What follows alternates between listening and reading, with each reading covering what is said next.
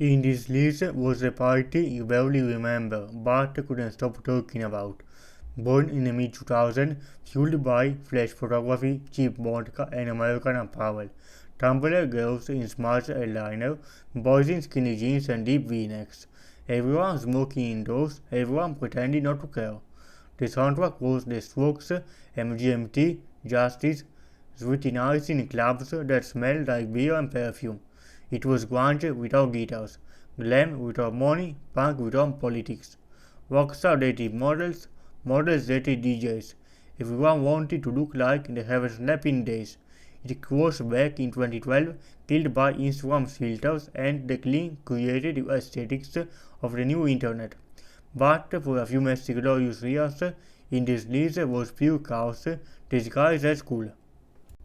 In the early 2000s, New York's post-pop revival scene, which included bands such as The Strokes, Yeah Yeah Yeah and Interpol, helped spike a resurgence in guitar-based indie music.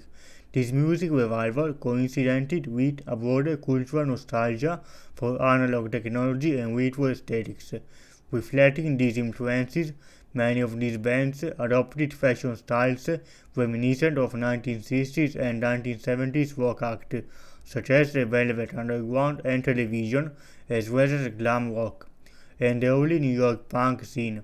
El País credited this style as being revived through the influence of Heidi Sliman's late 1990s design for Yves Saint Laurent with Gauche line.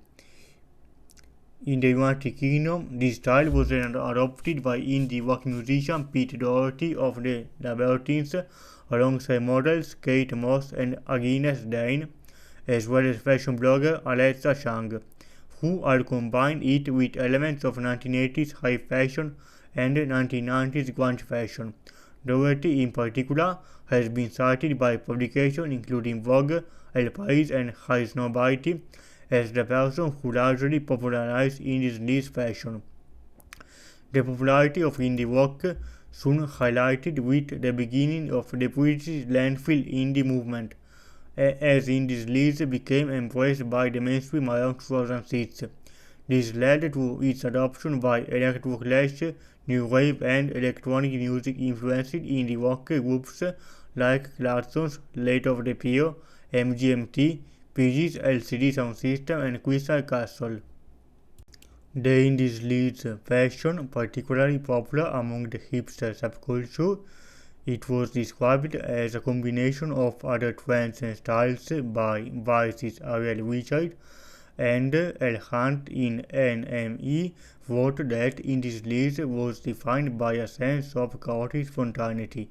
Clothing including metallic bodysuits, standard Lita boots manufactured by shoe company Jeffrey Campbell, lame leggings, shutter shades, those are cool, ballet flats, chunky gold jewelry, tight t-shirts with ironic slogans, cropped leather jackets, striped shirts, lensless glasses, sheer tops, big belts, plaid pants, tennis skirts, high-top Converse sneakers, multiple necklaces, fedora, the Balenciaga motorcycle bag, stockings with shorts, wired headphones, band t-shirts, and skinny jeans.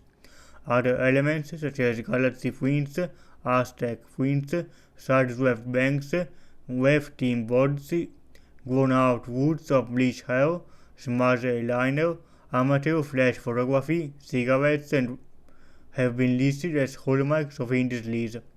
Oftentimes, clothes were bought by American Apparel.